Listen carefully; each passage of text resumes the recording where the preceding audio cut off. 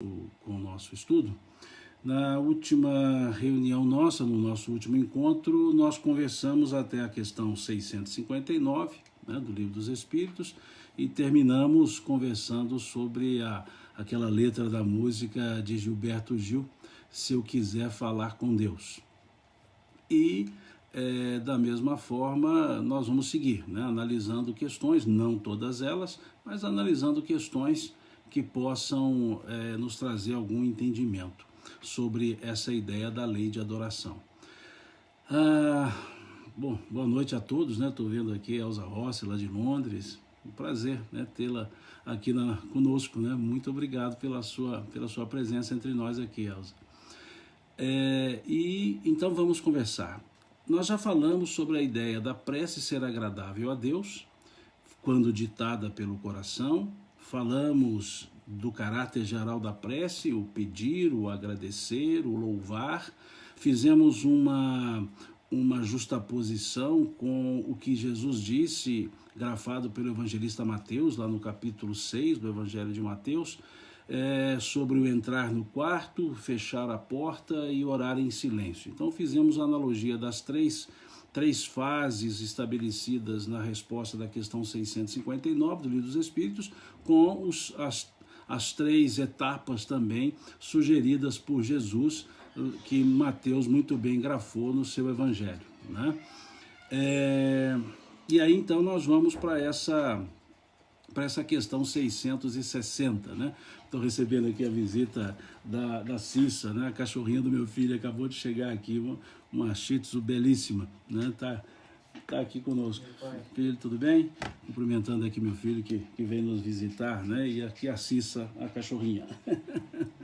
Muito bom, estamos em casa, é assim mesmo, nada de formalidades. Bom, a questão 660 pergunta o seguinte: a prece torna o homem melhor? Torna o ser humano melhor? E os Espíritos respondem, sim, pois aquele que ora com fervor e confiança se torna mais forte contra as tentações do mal. Deus lhe envia os bons espíritos para o assistir. É um socorro que jamais lhe é recusado quando pedido com sinceridade. Não há dúvida, o estado, a pessoa que faz a prece em estado preparado para a prece, lógico que pode tornar a pessoa melhor, pode nós mesmos nos tornarmos melhores à medida que fazemos a prece. Mas nas respostas dos Espíritos, eles sempre colocam alguns detalhes. Aqui tem algumas condições. Ele diz, sim, a prece torna o homem melhor, eles dizem, pois aquele que ora com fervor e confiança. Com fervor e confiança. Não há prece ritualística, não há prece simplesmente pro forma. E aí diz que torna o homem melhor não pelo fato da oração em si, torna o homem melhor porque ele se torna mais forte contra as tentações do mal. Então, veja, a prece, nesse caso, funciona como um mecanismo que vai fortalecendo a vontade, a disposição da pessoa que ora com fervor e confiança e vai tornando essa pessoa mais forte, mais resistente ao mal, às tentações, aqui os Espíritos chamam as tentações do mal, aos aspectos provacionais, por assim dizer. E eles acrescentam que Deus lhe envia, àquele que ora, lhe envia bons espíritos para o assistir. Então a prece cria um clima espiritual propício à presença dos bons espíritos. E a presença dos bons espíritos cria ou fortalece esse clima criado pelo estado de prece. Mas voltando a duas palavras, a dois substantivos muito bem colocados na resposta, fervor e confiança. E eles acrescentam, é um socorro que jamais lhe é recusado. Em outras palavras, quando nos dirigimos ao Criador em prece, o socorro nos vem da forma necessária, talvez não da forma desejada. Voltamos, já dissemos isso em outras vezes, nem sempre o que nós desejamos é o que nós precisamos. Nunca nos faltará o socorro, o concurso, naquilo que necessitamos. E aí diz então, é um socorro que jamais lhe será recusado quando pedido com sinceridade. Quando pedido com sinceridade. Então vem um outro aspecto, um outro substantivo, sinceridade. Então nós temos 3 substantivos aqui nessa questão: fervor, confiança e sinceridade. Isso sim cria o clima de fortalecimento, cria esse clima de suporte, de socorro, por assim dizer, na linguagem dos espíritos, e nos fortalece. Então vejamos, a prece torna o homem melhor, torna o ser humano melhor? Sim, pois aquele que ora com fervor e confiança se torna mais forte contra as tentações do mal. E Deus lhe envia os bons espíritos para o assistir. É um socorro que jamais lhe será recusado quando pedido com sinceridade. Então guardemos bem esses aspectos, esses substantivos: fervor, confiança, sinceridade, para que possamos entender que com esses substantivos podemos nos fortalecer pela prece. Fortalecendo-nos pela prece, resistimos mais às tentações do mal, na linguagem dos espíritos, às provas que muitas vezes podem nos suscitar condutas direcionadas ao mal. Então é esse o sentido que se coloca na prece.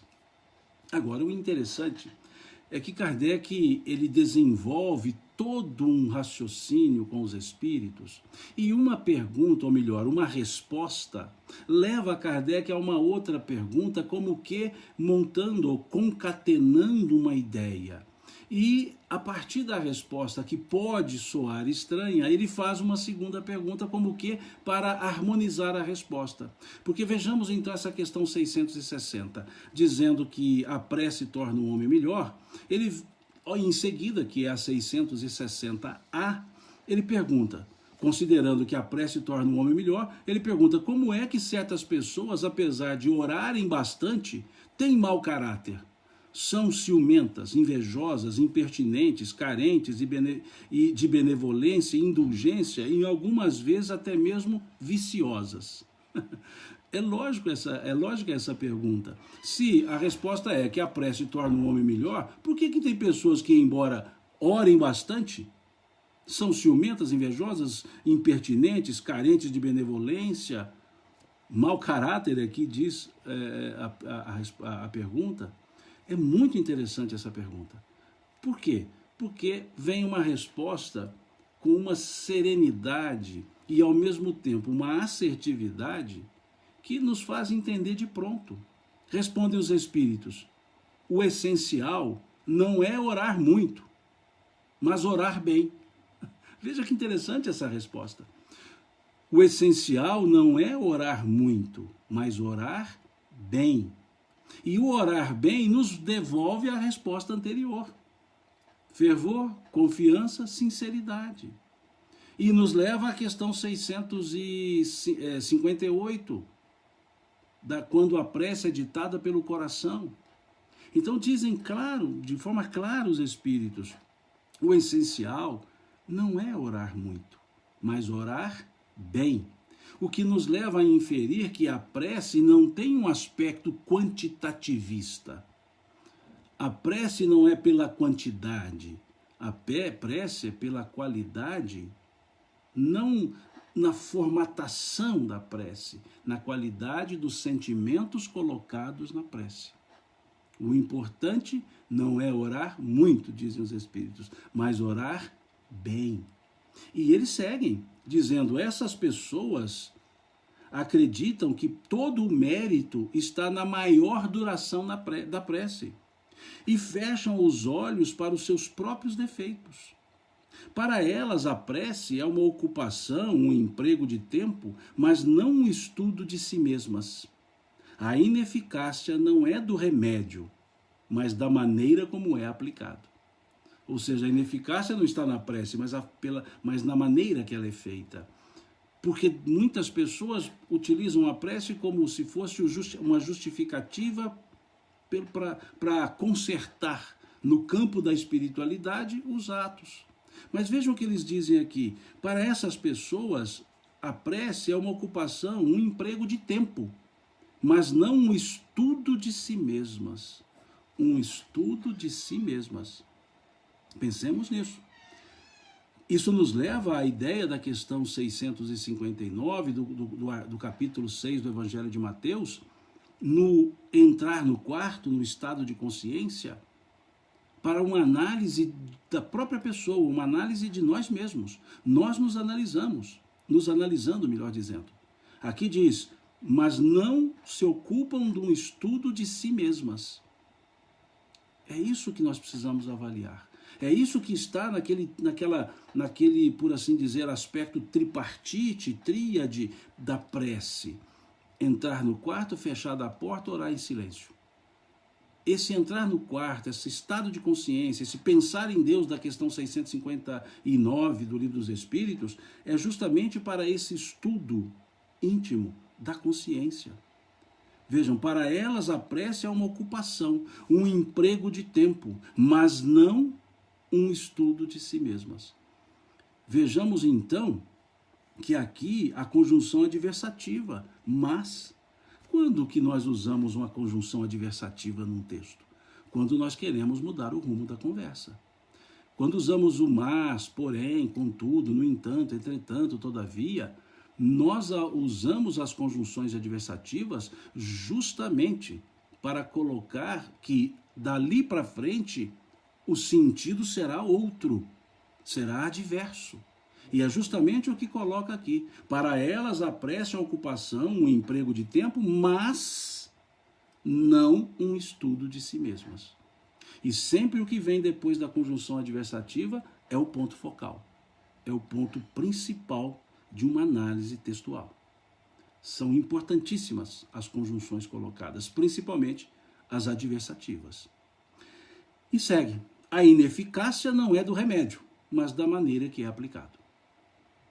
Mostrando então que muitas vezes as preces corridas, obrigatórias, de horário marcado por convenções, podem não representar o real sentimento. E o que vai determinar a eficácia é o sentimento. Não é a quantidade, é a qualidade. Um ponto importantíssimo para pensarmos. E isso vai nos levar, essa mesma resposta, vai nos levar ao capítulo 6, mais uma vez, do Evangelho de Mateus, a partir do versículo 7. Porque lá Jesus vai dizer, não faças como fazem os fariseus, que pensam que pelo muito orarem é que serão atendidos. Veja que interessante. E não useis, diz ele, de vã repetição de palavras. Vã repetição de palavras, ou seja, quantidade. Veja, não faças como fazem os fariseus, que pensam que pelo muito que oram é que serão atendidos. E não uses de vã repetição, de vãs palavras, de vãs repetições. É esse o aspecto que está lá também no versículo 7 do capítulo 6 do Evangelho de Mateus. Versículo 7 do capítulo 6 do Evangelho de Mateus. E veja a consonância. Capítulo 6, versículo 7, questão 660A do Livro dos Espíritos. Lá Jesus vai dizer, vós não useis de vãs repetições. E aqui os espíritos vão dizer, o essencial não é orar muito, mas orar bem. Lá no versículo 7 do capítulo 6 de Mateus vai ser dito, pensam que pelo muito que oram é que serão atendidos. Aqui vai dizer, o essencial não é orar muito, orar bem. Vejamos a consonância perfeita, a total identidade daquilo que os Espíritos nos respondem com aquilo que Jesus ensinou lá, grafado por Mateus. São esses aspectos que nos encantam, o quão próximo ou próxima é a resposta dos Espíritos com o ensinamento de Jesus. O quão associados são esses ensinos, Isso vai reforçar aquela ideia que Jesus coloca, que João retrata no capítulo 16 do seu Evangelho, Jesus dizendo, muitas coisas eu vos tenho que dizer, mas vós não podeis suportá-las agora. Mas quando vier o Espírito de verdade, que da parte do meu Pai ele há de enviar, ele vos ensinará todas as coisas e vos fará lembrar tudo que eu vos tenho dito. Olha que interessante. Vos fará lembrar tudo quanto vos tenho dito. Jesus dizendo que o Consolador que viria no futuro, o Espiritismo, iria fazer lembrar tudo que ele havia dito.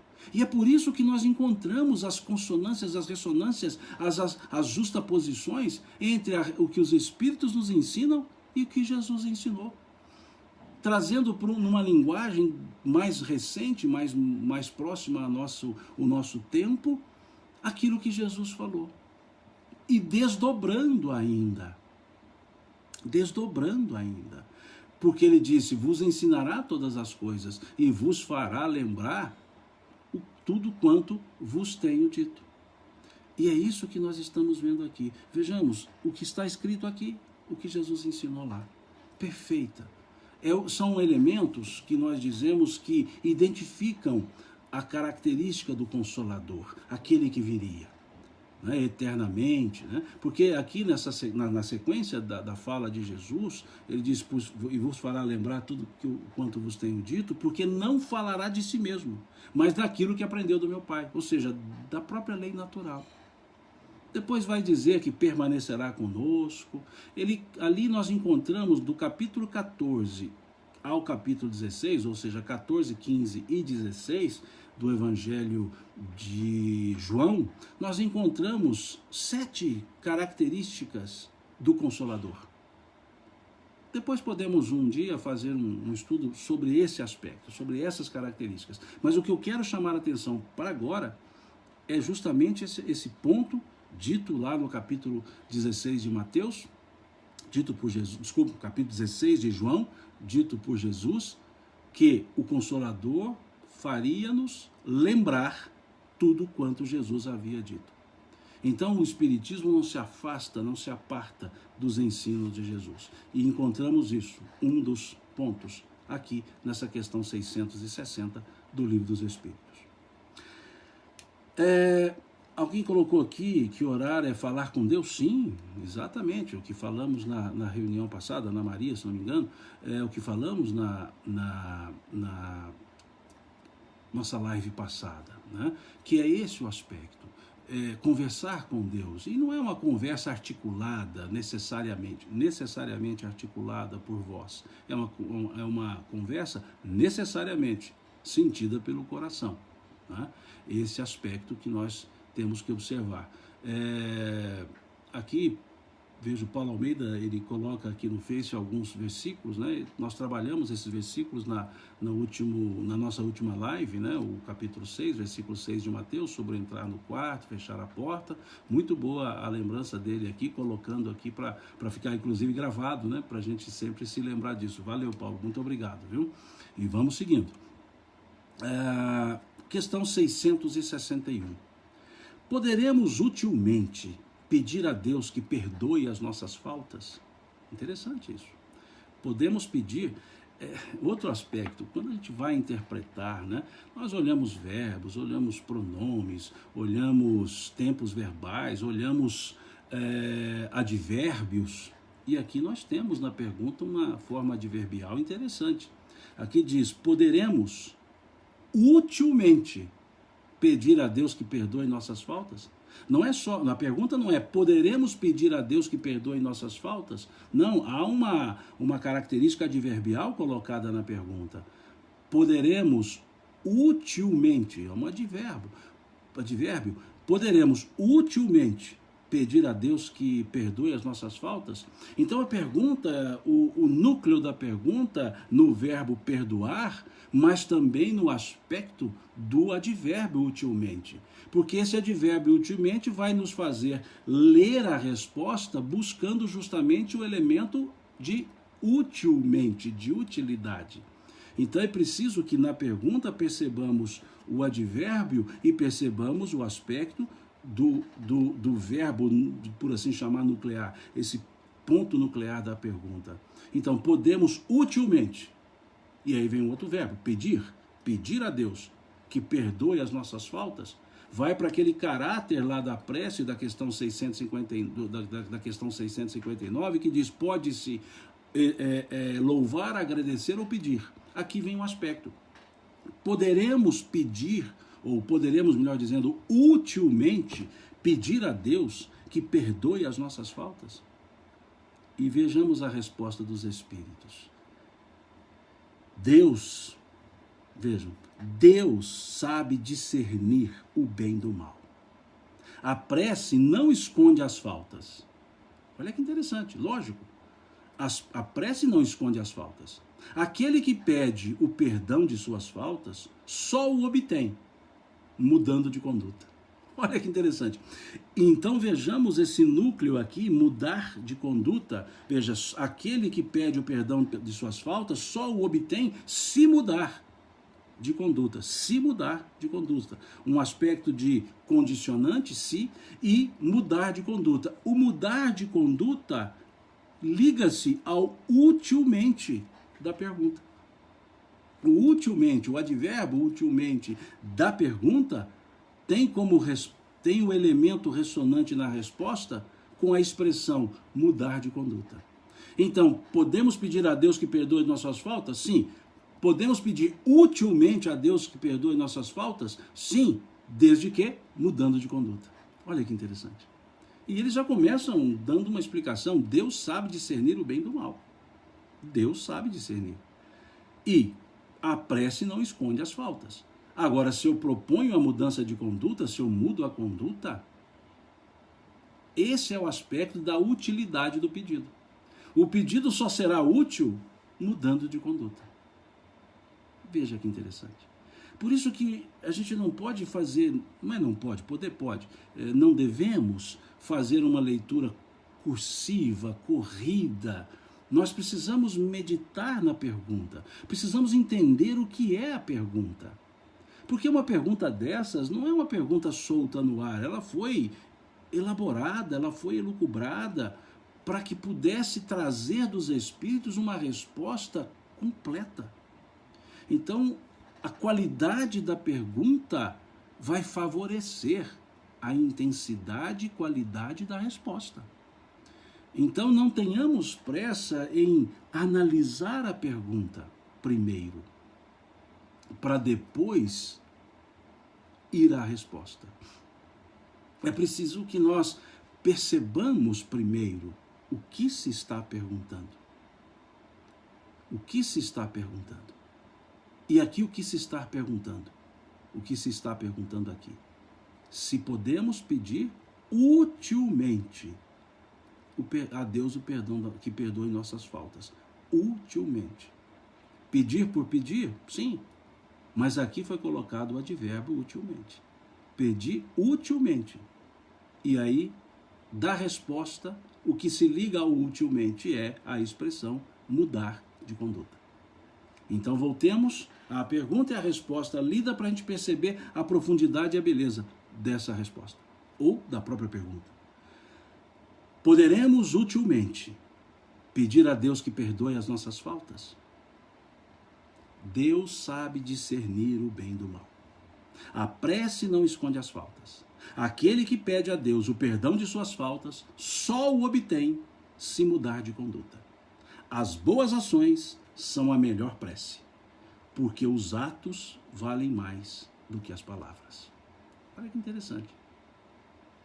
As boas ações são a melhor prece. São a melhor prece. Voltemos àquela frase atribuída a Madre Teresa de Calcutá, que já falamos em outro momento. Mais vale as mãos que trabalham do que os lábios que somente oram. Porque as mãos que trabalham são as boas ações, dizem aqui os Espíritos. As boas ações são a melhor prece, porque os atos valem mais do que as palavras. Os atos valem mais do que as palavras. Mas aí precisamos observar bem a ideia de atos. Quais atos? Os atos por si só? Por eles mesmos? Ou os atos que foram praticados, os atos bons, que foram praticados fruto da vontade de praticá-los. Isso vai nos levar de volta ao que nós já estudamos, ao que nós já conversamos em lives anteriores. Eu fico meio perdido aqui, que a gente está acostumado, o professor em sala de aula e fala em aula anterior. E nós não temos aula aqui, nós estamos estudando todos nós. Então eu fico meio perdido para achar a palavra. Live anterior, reunião anterior, encontro anterior, conversa anterior. Anterior, pronto. Fica mais fácil assim. E o que nós falamos lá no anterior? A vontade de praticar o bem. Quando analisamos lá o bem e o mal. Que o bem, ele precisa ser precedido da vontade de praticá-lo. Não é só o ato bom, é o pensamento bom, a vontade de querer fazer o bem. Levamos novamente a Leon Denis, livro O Problema do Ser, do Destino e da Dor, capítulo 24. Quando os meus atos são bons e os meus pensamentos são maus, existe uma falsa aparência do bem. Quando os meus atos são bons e os meus pensamentos são maus, existe uma falsa aparência do bem, que nos leva à ideia contida no capítulo 15 do Evangelho segundo o Espiritismo, na mensagem que tem por título, o próprio título do capítulo, Fora da Caridade não há salvação, ditada pelo apóstolo Paulo. Lá ele diz, para fazer o bem é necessária a ação da vontade. Então é preciso que tragamos para cá a ação da vontade na ação material, na ação do bem. Então aqui na frase, as boas ações são a melhor prece, porque os atos valem mais do que as palavras, precisamos colocar a ideia que as boas ações com as intenções, pensamentos, vontades de praticá-las são a melhor prece. Porque senão nós vamos nos esconder em atos bons, mas feitos de forma aparente. Mais uma vez dizendo o que já dissemos. É como se alguém chegasse, por exemplo, para mim e dissesse, Simão, você vai nos ajudar na campanha do quilo?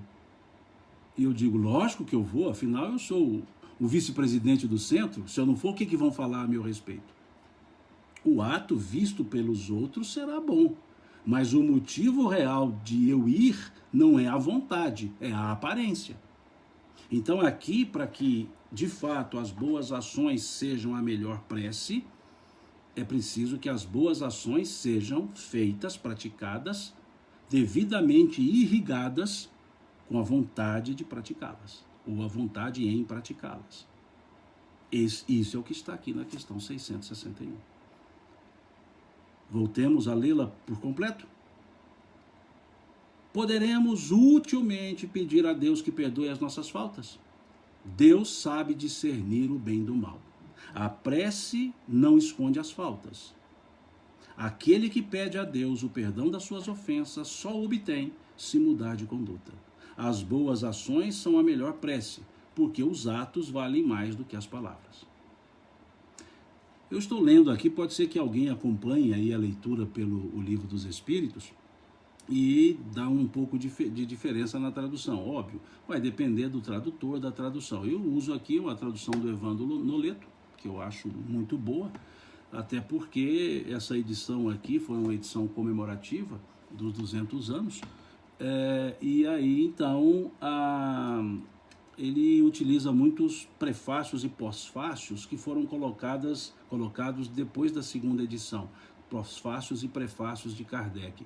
E esses pós-fácios e prefácios não vão ser encontrados na tradução que tem por base a segunda edição. Então o texto básico é a segunda edição, óbvio, e depois ali ele foi acrescentando comentários que Kardec foi colocando como principalmente os pós-fácios. O prefácio ele não muda, mas os pós-fácios ele escreve, inclusive mais na Revista Espírita. E aí então ele vai e coloca aqui em caráter de observação, não altera o texto, óbvio, em caráter de observação. Então torna-se um livro dos Espíritos que eu chamaria um livro de estudos, né? Quer dizer, tem um subsídio para auxiliar nos estudos. Daí é onde eu uso essa tradução, e aí pode dar diferença da tradução do Salvador Gentili, da tradução do Herculano Pires, da tradução do Guion Ribeiro, que é uma tradução belíssima, eu diria que a tradução do Guion Ribeiro é uma das traduções clássicas que nós temos, né, traduzidas lá no início do século XX, né, no início meados, final dos anos 20. Então traz ali uma língua portuguesa muito clássica. Então uma tradução muito boa. A tradução do Gentili é uma tradução, uma linguagem mais coloquial, mais do dia a dia, muito boa, do Herculano nem se fala, né? São as que eu conheço, as traduções que eu conheço. Pode ser que existam outras, aliás, existem outras, mas eu não as li. E uso essa, por hora agora, estou usando a tradução do Noleto, embora tenha as outras traduções também aqui em casa. Então, por isso pode dar diferença em alguma frase que eu leia, dependendo das traduções. Da mesma forma, os evangelhos, que eu cito aqui os evangelhos, e eu tenho por referência o evangelho eu uso muito a tradução de João Ferreira de Almeida, só que a tradução que eu uso, não é a minha, né? A tradução que eu uso é uma edição de 1975. E eu gosto muito dessa edição de 1975, porque ela também guarda alguns respeitos à língua portuguesa que, com o passar do tempo, as novas traduções foram modernizando. E há palavras que, quando traduzidas lá atrás, traziam um sentido, uma semântica diferente da que se aplica hoje. Então eu prefiro usar a construção, os tempos verbais, as conjugações, que a tradução de João Ferreira de Almeida, essa que eu uso de 1975, a edição, né, 1975, que a tradução é do século XVII, essa edição de 1975 que eu prezo muito por ela. Então pode ser que dê diferença também quando eu trago alguma citação, algum versículo do Evangelho em função de novas traduções e principalmente das revisões e ampliações muitas vezes feitas. Feito isso, fechado o parêntese, vamos à questão 662. É possível orar utilmente pelos outros? Interessante. A anterior, se oramos para nós mesmos. E depois vem, é possível orar utilmente pelos outros? E aí então responde os Espíritos. O Espírito de quem ora atua pela vontade de fazer o bem. Pela prece, ele atrai para si os bons espíritos, e este se associa ao bem que deseja fazer. Perfeita essa resposta. Muito bem construída. Muito bem construída. Veja o que ele traz aqui. É possível orar utilmente pelos outros. Mais uma vez o advérbio na pergunta. Utilmente. Veja a preocupação de Kardec na elaboração das perguntas. Não é só orar, é utilmente, né, nas duas questões. Então ele diz, o espírito de quem ora, aqui veja, esse espírito de quem ora não quer dizer que não é a pessoa que ora. Sim, aqui é uma forma simbólica de dizer a pessoa que ora. Mas quando diz o espírito de quem ora, é no sentido de algo mais transcendente, ou seja, aquela pessoa que está orando em elevação espiritual. E aqui está utilizando a palavra espírito com E maiúsculo, não com E minúsculo, né? Ou seja, um ser individualizado. Então, porque nós temos da questão 23 à questão 75, quando se verifica, quando se tem, né, na questão a palavra espírito, é com E minúsculo, porque se refere à essência. A partir da 76 é com E maiúsculo, porque se refere ao ser individualizado. É uma diferença assim que passa muitas vezes de forma despercebida. O E minúsculo e o E maiúsculo. E minúsculo é a essência, o princípio inteligente. O E maiúsculo, o espírito, ser individualizado. Então, na questão 23, pergunta-se o que é o espírito, com E minúsculo. Na questão 76, pergunta que definição pode se dar dos espíritos, com E maiúsculo. E isso faz diferença, não é só grafia, não. Tem diferença, sim, no entendimento. Princípio e individualização. Bom, isso é outro parêntese. Vamos seguir. Então vejam a resposta. O espírito de quem ora atua, olha a palavra, pela vontade de fazer o bem. Veja a expressão. Já não é mais só fazer o bem, pela vontade de fazer o bem. Olha o que é a força da vontade, não por motivo outro que Emmanuel coloca no livro Pensamento e Vida, a vontade como o gerente, né, o gerenciamento, né, a gerente da mente, da nossa estrutura mental. Então veja, o espírito de quem ora atua pela vontade de fazer o bem, pela vontade de fazer o bem. Pela prece, a pessoa, quem ora, atrai para si os bons espíritos. E estes se associam ao bem que deseja fazer. É como que potencializando e sendo um veículo. Isso Kardec explica de uma forma interessante, com o título Mecanismo da Prece, no capítulo 27 do Evangelho segundo o Espiritismo, que nós não estamos estudando. Mas no capítulo 27 do Evangelho segundo o Espiritismo, Pedi e obtereis, nós temos lá Kardec explicando o mecanismo da prece, né? Esse elevar do pensamento, esse coletivo do pensamento, a individualização, a ação dos espíritos, esse por assim dizer, laço energético entre o que ora e a quem e por quem se pede na prece a Deus, é nesse aspecto. Agora, o que é o cerne da resposta? Vontade de fazer o bem.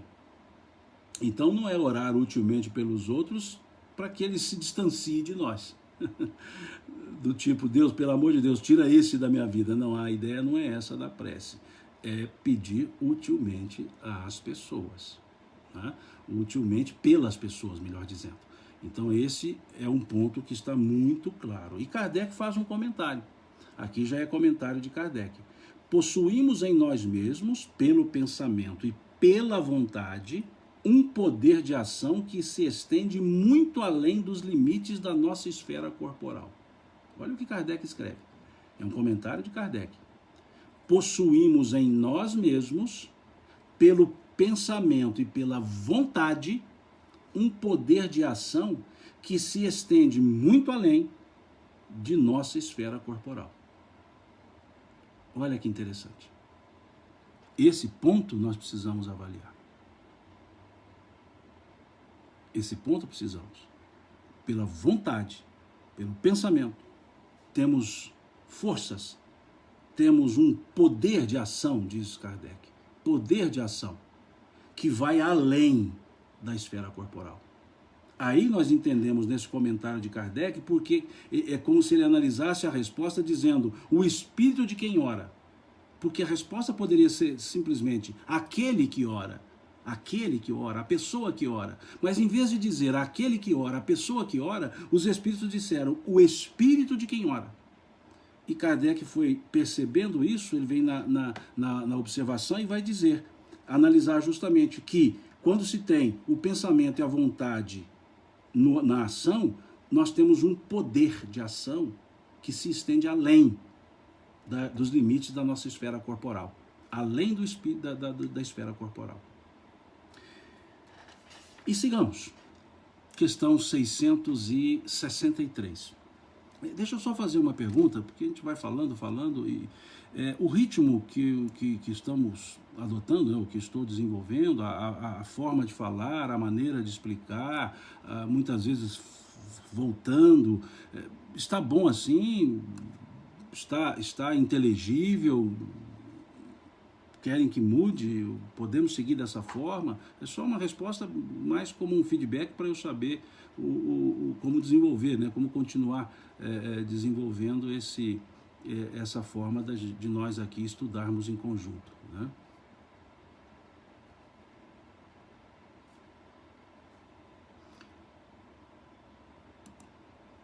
Ok?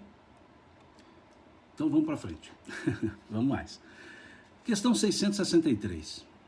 As preces que fazemos por nós mesmos podem mudar a natureza de nossas provas e desviar-lhes o curso? Isso é interessante. As preces que fazemos por nós mesmos. Esse por nós não é por meio de nós, é em benefício de nós mesmos. Por nós mesmos, podem mudar a natureza das nossas provas? A natureza das nossas provas. E desviar-lhe o curso? Isso é uma pergunta que a gente faz de primeira, né? Do tipo, será que se eu orar bem, tudo do jeitinho que está aqui, vai dar para ficar livre das provas? Né? Esse é o nosso jeito, né? Bem terreno, né? Se a prece resolver, ótimo, né? Resolver as nossas provas. É isso que está sendo perguntado. E os Espíritos respondem de uma forma bem interessante. As vossas provas estão nas mãos de Deus.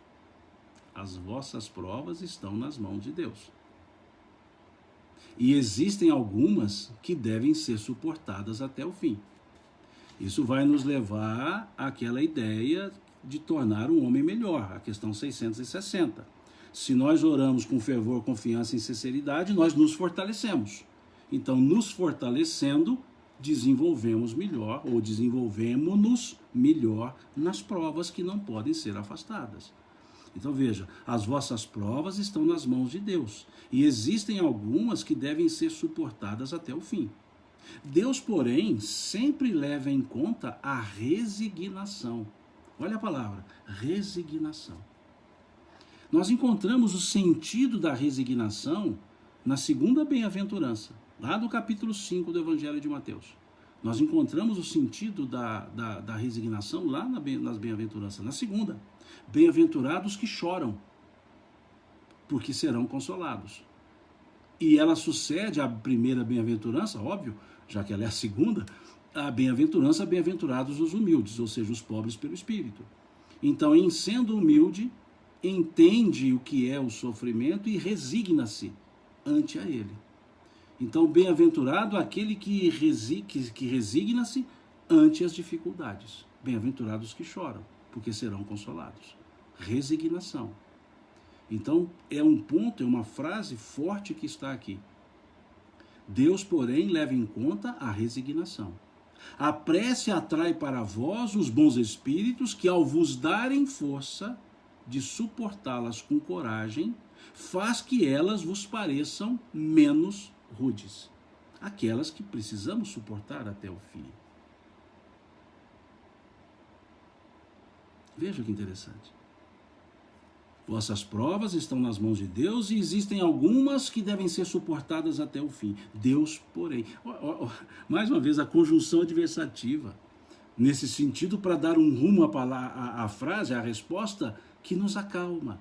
Veja, embora eles começam dizendo, tem aquelas provas que temos que suportar até o fim. E aí vem a conjunção adversativa. Deus, porém, sempre leva em conta a resignação, a humildade, a serenidade para lidar com as adversidades. Por isso, bem-aventurados que choram. A prece atrai para vós os bons espíritos, que ao vos darem a força de suportá-las com coragem, faz que elas vos pareçam menos rudes. Já dissemos que a prece nunca é inútil, quando bem feita, porque fortalece aquele que ora, o que já é um grande resultado. Fortalecer aquele que ora, fortalecer-nos, já é um grande resultado. E vejam, diz ele aqui, a prece quando bem feita. E para a prece ser entendida como bem feita, precisamos da questão 660, da questão 658. Ou seja, ditada pelo coração, com fervor, confiança, sinceridade. Ajuda-te a ti mesmo e o céu te ajudará, dizem os Espíritos. Bem sabes, olha a forma que ele diz, bem sabes. Aliás, dizem eles, Deus não pode mudar a ordem da natureza ao sabor de cada um. Porque aquilo que é um grande mal, do vosso ponto de vista mesquinho e da vossa vida efêmera, é quase sempre um grande bem na ordem geral do universo. Além disso, de quantos males o homem não é o próprio autor pela sua imprevidência ou pelas suas próprias faltas? Ele é punido naquilo em que pecou, dizem os Espíritos. Entretanto, vejamos a conjunção adversativa de novo. Entretanto, os vossos pedidos justos são atendidos muito mais vezes do que supondes. Olha que interessante. Nós somos muito mais atendidos do que nós achamos. E isso vem depois da conjunção adversativa. Eu sou um amante da conjunção adversativa, porque ela muda, ela vai chamar a atenção, ela vai mudar a conversa, ela vai trazer outra ideia. Então eles trazem uma forma quase que vocativa, uma forma de dizer que, explicar que nós temos que seguir com as provas, que muitas vezes nós é que causamos tudo isso, e colocam a conjunção adversativa. Entretanto, os vossos pedidos justos são atendidos muito mais vezes do que supondes. Julgais que Deus não vos ouviu porque não fez um milagre? Esse em vosso favor? Quando vos assiste por meios tão naturais que vos parecem obra do acaso ou força das próprias circunstâncias? Os atendimentos de Deus às nossas preces nos chegam de maneira natural, nada espalhafatosamente, não. Nos chegam de maneira serena, natural. Uma pessoa que nos traz um concurso, uma situação que fica resolvida. Muitas vezes nós pedimos uma cura e Deus inspira o médico que diagnostica corretamente e prescreve corretamente. E a cura veio por Deus, pelas nossas preces, mas inspirando outra pessoa a agir materialmente conosco. Veja que coisa interessante. Tem hora que eu desvio o olhar, eu explico aqui, porque eu estou com 3 câmeras, vamos dizer assim, três aqui. Eu estou no Facebook pelo notebook, com o tablet aqui para o Instagram e gravando aqui no celular para depois subir para o YouTube. Né? Porque eu não consegui ainda fazer a live ao vivo no YouTube e fazer subir. Demora uns 3 dias para isso acontecer. Então eu prefiro gravar e subir gravado para o YouTube. Justificativa de quem não entende de tecnologia. Essa resposta, então, veja, vamos seguir, que eu não terminei. Muitas vezes também, e é o que quase sempre acontece, ele vos sugere, Deus, ele vos sugere a ideia necessária para vos desembaraçardes por vós mesmos das dificuldades que enfrentais. Então, sempre estamos sendo cuidados por Deus. Sempre nossas preces estão sendo atendidas na necessidade que temos. Agora, muitas vezes chega o atendimento por meios tão naturais que nós achamos que não foi em Deus. E até tem aqueles que dizem assim, Deus não precisa mais não, já resolvi. Não, eu não resolvi, eu fui levado a resolver, inspirado a resolver, as circunstâncias corroboraram, e circunstâncias essas criadas como resposta da prece. É esse ponto a pensarmos. É isso que está na resposta. E é interessante, porque nós achamos no capítulo 11, versículo 24, se eu não estou enganado, é só checar, mas parece-me que é o versículo 24, capítulo 11, versículo 24 do Evangelho de Marcos, quando ele diz lá que Deus sabe do que necessitais muito antes mesmo de vos pedir, desculpe. Vejam, capítulo 11, acho que é versículo 24. É só dar uma olhada. Se não for 24, aproveitem e leiam o capítulo 11 inteiro do Evangelho de Mateus. De Marcos, desculpe. Então lá diz, né, que Deus sabe do que necessitais bem antes mesmo de nós pedirmos, de vos pedir. Então, esse é o ponto, ele sabe.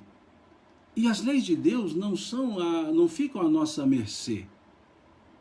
Não é porque eu quero que vai mudar uma ordem do universo, não é isso. Estão ali, as provas fazem parte. E isso pode ser muito bem entendido, corroborado, com as respostas trazidas nas questões 258, 259 e 260 do Livro dos Espíritos. Até a 264, mas essas 3 em especial. Que lá fala das escolhas das provas. Já falamos isso aqui no nosso último encontro. Já falamos isso aqui. Que nós escolhemos o gênero de provas, questão 258. Escolhemos as grandes provas, questão 259. E escolhemos estar no lugar certo, no momento certo, com as pessoas certas, questão 260. Mesmo que aparentemente não seja, questão 260. Então isso vai explicar por que há provas que vão ser suportadas até o fim, com resignação. Não é do tipo, bom, já que eu tenho que suportar, eu aguento. Não, não é o aguento, né? É o outro aspecto. O aspecto de resignação. Resigno-me. É um processo de resignação. Nós temos que nos resignar. Não é aguentar. Não é empurrar com a barriga, numa linguagem bem coloquial, bem brejeira até. No meu caso até dá para empurrar, né? Porque barriga eu tenho, mas não é esse o aspecto. É resignação. É resignar-se. Aquele que se resigna, ele segue caminhando e suportando, no sentido de sustentando-se a si mesmo, por assim dizer, nas provas. Isso nos lembra uma história contada por Divaldo, essa resposta da questão 673, de uma menina, a Amy, se não me engano. Ele conta que essa menina é de uma família europeia ou americana, não me lembro, e uma família toda de olhos azuis. E ela, Amy, não tinha os olhos azuis. E religiosa, ensinada desde criança o valor da oração, ela orava todos os dias, todas as noites, pedindo a Deus, né, que fizesse com que ela tivesse olhos azuis. Então, numa das pregações que ela tinha assistido do pastor da sua igreja, ele dizia que aquilo que se pedisse com fé aconteceria. Ela então, numa noite, criança, ela orou com toda a força que ela possuía, pedindo a Deus que ela tivesse olhos azuis, e disse: eu vou dormir, e amanhã eu sei que eu acordarei com os olhos azuis. E ela acordou no outro dia pela manhã, olhou no espelho e os olhos continuavam castanhos, não eram azuis. E aí ela acabou desistindo. Mais tarde, já adulta, ela foi ser missionária na Índia. E à época, isso há anos, há décadas, havia ainda uma dificuldade ali vivida, que as pessoas muitas vezes vendiam as meninas para diversas situações não agradáveis. E traficavam crianças, e ela então conseguiu uma forma de, aspas, comprar. Ou seja, ela então, por ser morena, olhos castanhos, ela então se vestia como indiana e ia até os lugares, os orfanatos, aqueles lugares, aliás, não eram orfanatos, lugares não muito agradáveis, e dizia: não, eu vou ficar com a criança, e levava essa criança para ser bem cuidada, bem tratada. E como ela tinha a característica indiana, morena, e ela ainda tentava passar alguns cremes para ficar um pouco mais morena, e os olhos muito castanhos, castanho escuro, quase que pretos, caracteristicamente indianos, então ela conseguia. E as outras missionárias não conseguiam, pele muito clara, olhos azuis, não conseguiam. E aí uma pessoa disse a ela, que a conhecia desde criança, e disse: Amy, se Deus tivesse te atendido e colocado olhos azuis em você, você não poderia fazer o belo trabalho de grande utilidade que você faz hoje. E aí ela entendeu que não podia mudar mesmo, porque fazia parte da sua missão. Uma história muito bem melhor contada, óbvio, por Divaldo, né? Não me lembro em que palestra ele contou isso, mas é algo a se ponderar mesmo. Muitas vezes nós queremos mudar cursos da nossa existência, que não precisam ser mudados. Mais uma questão, acho que duas, mas o tempo aqui me preocupa um pouco, porque o Instagram ele encerra com 1 hora, né? E eu estou vendo aqui, estamos com 55 minutos, se não me engano. Vou tentar nesses 5 minutos terminar essas duas questões para a gente encerrar e depois seguir para a próxima live, que é outra lei, né? A lei do progresso, a lei do trabalho. Questão 664. Será útil orar pelos mortos e pelos espíritos sofredores? Nesse caso, como as nossas preces podem proporcionar-lhes alívio e abreviar seus sofrimentos? Tem o poder de abrandar a justiça de Deus? E eles respondem: a prece não pode ter por efeito mudar os desígnios de Deus. Mas a alma por quem se ora experimenta alívio, porque é uma prova do interesse que lhe é dado, e também porque o infeliz é sempre consolado quando encontra almas caridosas que se compadecem de suas dores. E segue a resposta. Por outro lado, pela prece provoca-se o arrependimento e o desejo de fazer o que é necessário para ser feliz. É nesse sentido que se pode abreviar o sofrimento do espírito, se por sua parte ele contribui com a sua boa vontade. O desejo de melhorar-se, estimulado pela prece, atrai para junto do espírito sofredor espíritos melhores que o vêm esclarecer, consolar e dar-lhe esperanças. Jesus orava pelas ovelhas desgarradas, mostrando-vos, desse modo, que vos tornareis culpados se nada fizerdes por aqueles que mais necessitam de preces. Perfeita a resposta. Isso nos lembra uma outra história contada por Divaldo, o suicida do trem, que ele não sabia quem era, viu lá uma notícia de jornal e todas as noites ele orava, todas as madrugadas ele orava, e ele não sabia o nome e colocou em nome do suicida do trem. E passado muito tempo, ele orando, percebe uma luz no seu quarto, e essa luz vai chegando, na luz vai chegando um espírito, e esse espírito então vem agradecer a Divaldo pelas preces que recebia. o suicida do trem. E dizia ele que naqueles momentos em que a cena repetidamente acontecia, dele se jogando na frente do trem e as dores vinham, ele sentia como que uma réstia de uma luz que lhe dava um certo conforto. Então, por segundos ele tinha um conforto. E esses segundos eram preciosos. E sempre se repetiam. E à medida que ele foi passando o tempo, aquilo foi melhorando. E ele foi percebendo, até que foi informado, que esses alívios vinham da prece feita por Divaldo. Muito bem contada por Sueli Caldas Schubert, lá no livro Semeador de Estrelas. Vale a pena ser lida. E por fim, a questão 666. Pode-se orar aos espíritos? Pode-se orar aos bons espíritos, como sendo os mensageiros de Deus e os executores das suas vontades. Mas o poder deles é proporcional à superioridade que hajam alcançado e depende sempre do Senhor de todas as coisas, sem cuja permissão nada se faz. E por isso que as preces que lhes dirigimos só são eficazes se forem aceitas por Deus. Então muitos dizem, não adianta orar para os espíritos ou para que os espíritos nos levem às preces. Sim, dizem eles. Pode-se orar aos espíritos? Pode-se orar aos bons espíritos, como sendo mensageiros de Deus. Mensageiros de Deus. Não intermediários. Não há intermediário entre Deus e nós, entre nós e Deus. Não há intermediário.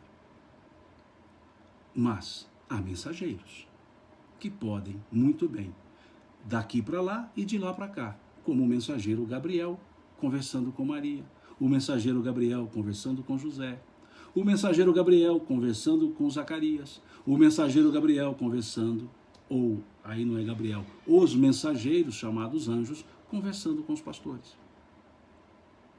E assim então encerramos aqui essa parte. Vamos seguir na próxima live que eu proponho na próxima sexta-feira, que é feriado, no período da manhã, às 9h30. Né?